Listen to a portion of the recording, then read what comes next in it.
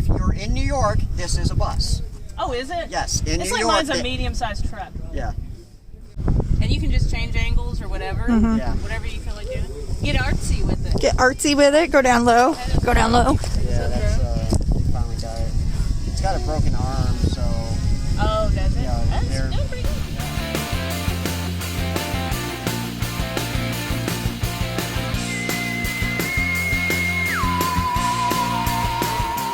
Hey everybody, I'm out here with Megan, and Megan, tell us about this vehicle that you own. This is a 2008 Ford E450 retired ambulance.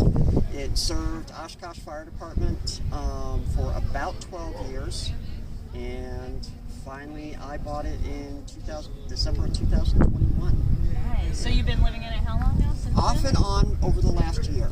I was able to finally finish the living conversion of it in July of 22, and then did kind of a shakeout tour around Michigan for about 6 weeks, brought it back, did some more work on it, and it's been in and out of the shop just because of maintenance issues. What I found I wanted to upgrade or add on, being able to finish, kind of at my own pace of what I want. This is the first long distance trip that this vehicle has ever seen.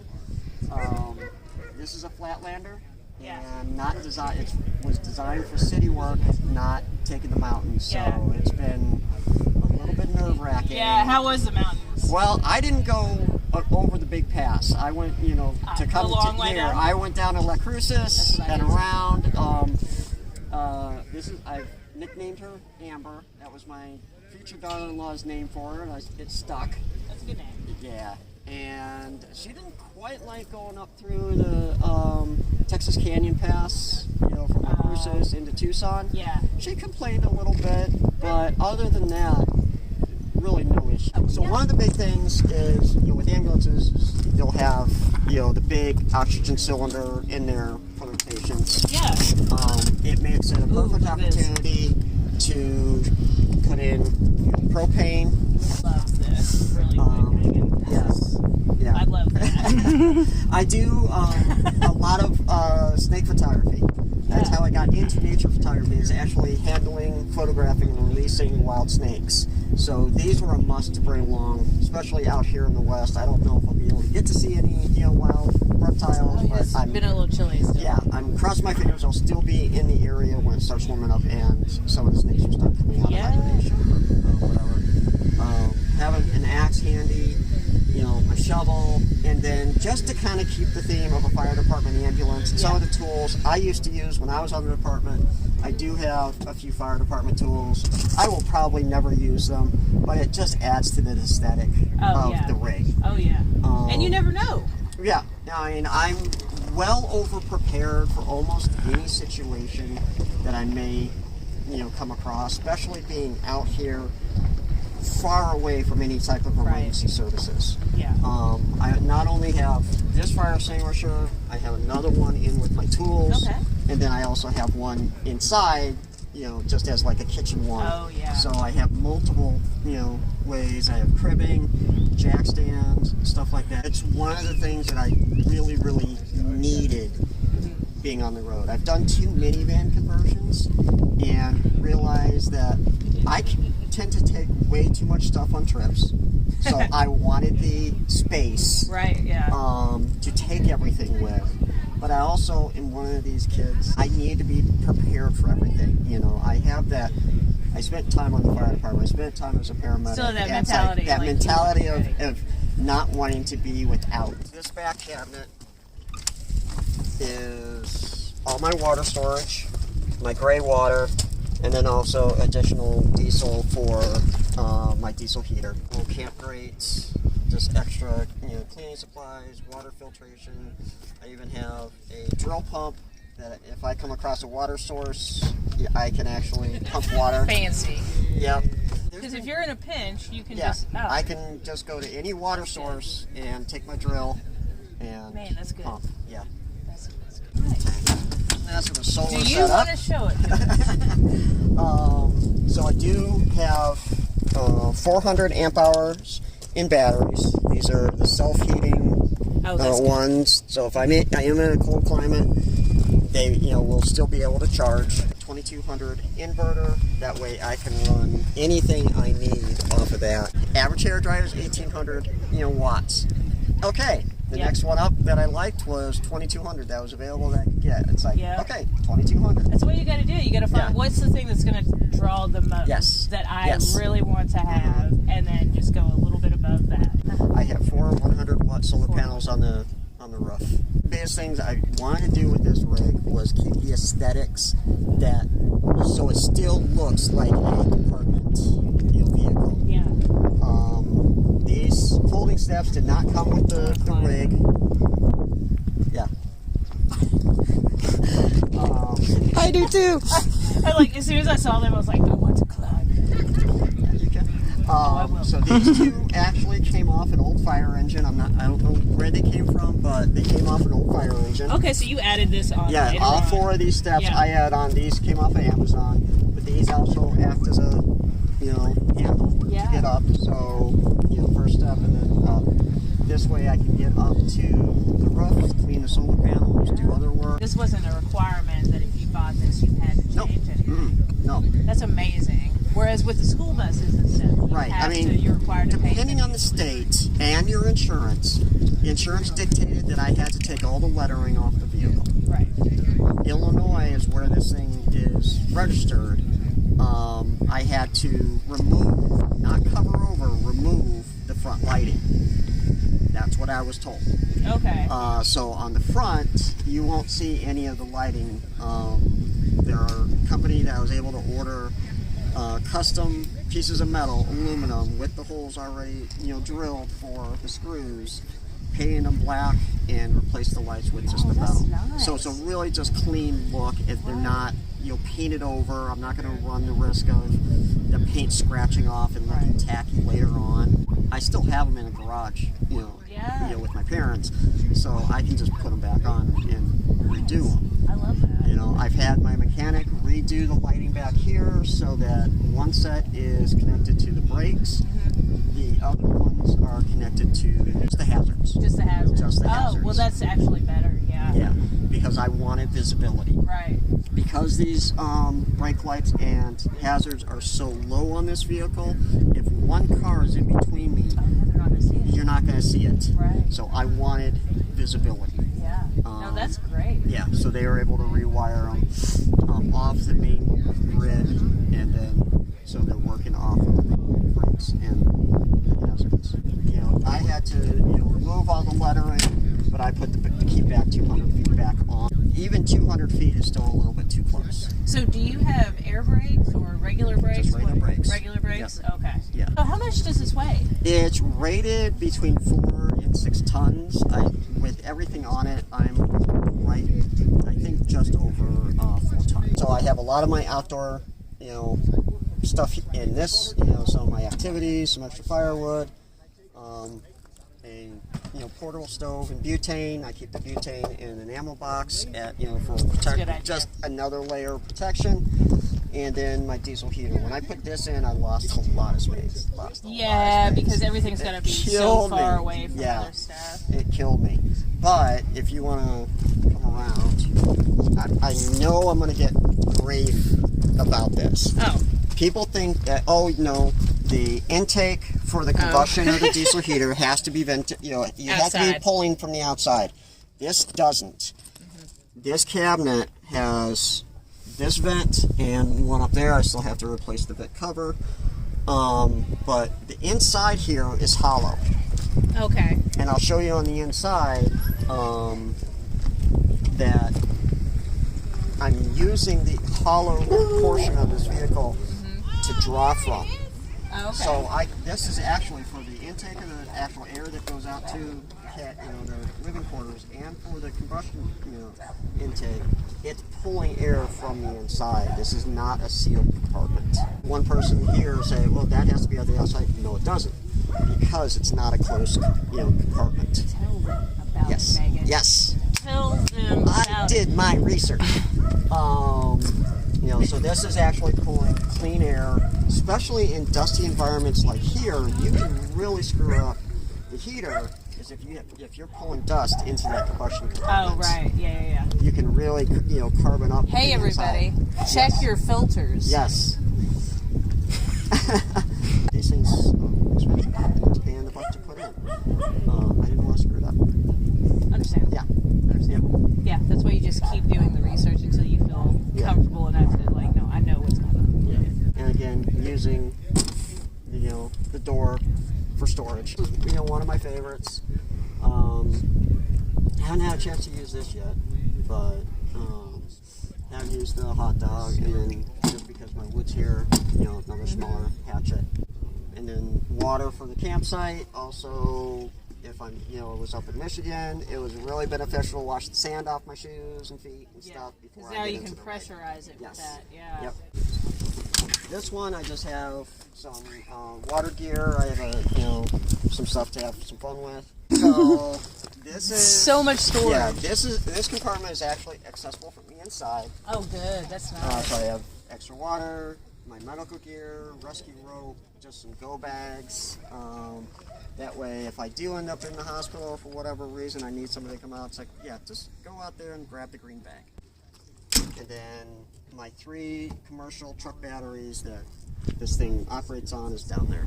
Have you tightened this? I'm not sure, but have you tightened them after you came down this road? I haven't thought about it, but yeah, I should. Yeah. I learned that a long time ago. When you're going up and down really rough roads, you have to occasionally make sure those batteries are tightened. Yeah. Or there's a chance it won't start. Alright, so... The moment we've all been waiting for. Yeah. One of the things I really loved about being able to have an ambulance is that it already has compartments ready to go. I know a lot of people do a gut and redesign. That wasn't for me. I didn't have the space to do it, and I also didn't have the money to do it. When you're going through some wooded areas, yes, you are going to get mice, and I've already had mice on board, and fortunately, they never got into any of my food up here. That's why I now have the drawer that used to be for paperwork and everything is now my silverware drawer. Oh, nice. Utensils, other little, stuff that I use in the kitchen. And there, I also use that when sitting in the jump seat to either eat, I can put my tablet there, watch, movies, or get my computer out and actually do work. I have these cabinets. This is all my clothes, or most of my clothes, and it is packed as I'm a clothes horse. I do not know how to pack light. I took what's called the cardiac jump seat out. Mm-hmm. So I have storage underneath here as well. Just cut a piece of board, and all this here is just shelf liner. That's what I was looking at, because that looks really nice. So, yes. what are these right here? Okay, so these cabinets and one's back over here over by the bed, they're all this type of plastic. Okay. And because of the type of, closers, these are pneumatic, closers, they were all broken. Okay. So I took the plastic off, took the hardware off, cut 1/4 inch masonite, put the shelf liner on it, and then re-drilled, drilled the holes based on the old hardware. Here's the other ones over here. So I can, yeah. They're nice pneumatic, closers, they hold up. And then I can also, if I wanted to, I can also lock these cabinets. Games and maps. In this one, I was looking at a lot of different, colors, and because I wasn't changing the color in the side, I had to kind of deal with this gray, sterile kind of gray, but everywhere I played with it, like, the tile that I put up, the backsplash and stuff, all that really rich kind of grays, black and white tones, and the knees have that brown undertone, so it just warms it up a little bit and then plays off the counter. It definitely does. Yeah. This is a USB rechargeable faucet that's designed for like a 5-gallon water bottle. As much as I used it, I've only had to recharge it once in the last year. Oh, wow. Really? It holds a charge for a very long time. That is a really long time. Yeah. That's amazing. And then, when I need to, I literally just run a power cord from here down to there for a couple hours and it charges. So these are USB outlets, and they just happen to be the same size as the old oxygen port. So I busted out the oxygen port, left the plate. I have it there. And that's perfect. Yeah, it's just like, it was just a little kind of play on the whole thing. I know, I love that, yeah. Still being able to keep some of that stuff that is amazing. It was really important to me to lights. keep the aesthetic. The aesthetic of, yes, this was an ambulance, but honoring its life as an ambulance, but, also showing that it can have a second life as something else. So the bed is a full-size twin. I have a refrigerator right below, and the size I was going with. And is that the double? Like the fridge freezer? Or is no, it's just it's just a fridge. It does have a spot in the back that you can. It doesn't have to be as cold. Okay. But I can set the temperature, so it can be a fridge or a freezer. These lights here, these round lights, they were all on these as well. We're all on the same circuit, and those would come on. Excuse me. When you open the door, so you have some light, or if I have power turned on to the box, I can control them up here as well. So those are still working. Oh, that's cool. But there's a switch up in the cab that I can turn on when the engine's running to actually give power to the box. That's really cool. So I took these two lights off the circuit. I've replaced all of them with LEDs except these. These haven't been replaced yet, but these are LEDs. And these two lights are now on solar. So I can turn those on, and that's the perfect brightness for the middle of the night. I just need a little bit of light to find something, get a snack. Lost my glasses in the middle of the night. I can't sleep or whatever. That's the perfect light. And then these were fluorescents, and these two are actually on a timer, or used to be on a timer. This one's still on a timer. So if I don't have solar power, my batteries are dead, I can still have light back here. Oh, that's good. And, these will get converted to LEDs this coming year, this summer. Nice, yes. I decided to put the switch right where I can reach it. That's good, yeah. Oh, for sure. Instead of stumbling around worrying about hitting your toe or your head on something. Yeah. Yeah. This little pad used to be back here. So I just switched it up, and I can take this off. So if I need to kneel on something outside, I have a nice pad to kneel on, so that's removable. Made up my own strapping for a lot of my larger magazines and books and photography and stuff like that. And then the composting toilet. Oh, yes. We got to know about the toilet. Yes. Tell us about the toilet. It's a Nature's Head composting toilet. It's the most disgusting job you'll do as a van lifer is cleaning that thing out. But when you're out in the middle of nowhere and you don't want to be going in the woods, it's either that or dig a hole outside. Yes, it's locked two ways. I have a slide lock, there, but also when I'm traveling, if I'm hitting a bump, it was kind of opening, so I put a strap just to keep it closed. And then, this comes up, and then at night I'll open it up so it's not too cold. I'll open the top up, leave this closed, so at least that compartment, gets the same temperature as the the living quarters. So this used to be a vent for like that space I was telling you about. In this whole thing, there's space. Yeah. So this I actually plumbed, and it actually is connected to a vent outside. Oh, nice. So this is these Nature Heads come with a small 12-volt fan. It's about 0.3 amps, so it's not drawing a whole lot of power. And I have it plumbed, to the hose, and it actually will vent to the outside. Oh. So as we were showing outside, we were talking about getting fresh air to the diesel heater. That's what this is. Okay. This is actually, it's not, Yeah. it's not plumbed. It's just opening to the empty space inside the walls. Yeah. But that diesel heater is pulling enough and circulating enough air that it does circulate, through that. And then it comes out, the heat comes out here, the return air is up there.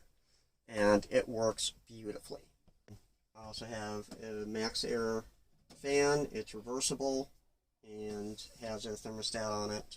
So if I want to, I can just set the thermostat to keep this back at a certain temperature, and it will either blow air out or pull air in to keep it at that temperature. One of the reasons why I didn't do a full gut is so I can spend the money on the top stuff that I wanted and not have to settle for something less. Right, yeah. There's certain things with the build that you have to have or it will bug you. Yep. Yeah. And it's like I did not want to have to go back and change something a year, 6 months, a year, 2 years down the road. Mm-hmm. I've upgraded my batteries already. And the company I got them from, the original information didn't include that you shouldn't be charging lithium batteries under a certain temperature. Yeah. I didn't know that. I was in, Illinois and driving through Iowa on very cold days and had not disconnected the charge. Mm-hmm. So potentially it could have done some damage to those batteries. I didn't. Thank God. Yeah, that's good. So I do have 2 batteries sitting in a garage with my parents that I'll, have for the future. Mm-hmm. But I upgraded them to having the internal heating elements in those batteries. It costs a lot more. Worth but it. Again, if you're going to be traveling through colder climates, just spend the money. Mm-hmm. So there is one question that my YouTube followers will want me to ask you. Okay. Is the ambulance haunted? This ambulance is not. It's not haunted? No. I am actually a paranormal investigator. If you show I have a gag thing on the front windshield I get questioned about all the time, but I do paranormal investigation, and this rig is not. Are you disappointed? No. No? Okay. I have dealt with hauntings and stuff like that. My old apartment was haunted, and in a way I'm actually glad, because that means there's no spirits that are attached to this that are looking for something. Right. If something was attached to an ambulance, I'd feel very, very heartbroken for that. Yeah. Fire museum back in Illinois that I volunteer with, and kind of the paranormal investigator for them as well. And we've done several investigations, and some of the stories I could tell you from there are really sad. From my point of view, it is all up to the energy of the people who worked on the ambulance. If you bring a positive energy into a space, such as this, even with all the trauma that they see, it helps keep that space positive. I agree with that. This rig so far, no. Yeah, okay. Well, that's good then. Yeah.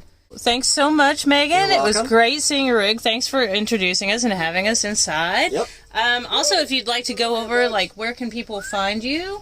Do you have any socials I do. or anything? You can follow Amber at amber.the.ambulance on Instagram. I'm also a photographer, and you can find me at Meggan Renee Images, and that's Meggan with 2 G's. Meggan Renee Images on Instagram. Awesome. Thanks so much. All right. Okay. We're professionals. Sure we are. At something. Shadows are not good. I have all my tools in here. All right. Sorry to interrupt, but your thing is doing a thing. Oh, the thing is doing a thing. It's probably. Did I? Oh, I pressed the button. What was I going to ask? Oh, what was I going to ask? Hang on. I'll ask. Play your game. What are we going to ask? Play my game. What was I going to ask? Did it have to do with brakes? No. Oh, do you know what to weigh? That was a question. How much does it weigh? How much does it weigh? How much does it weigh?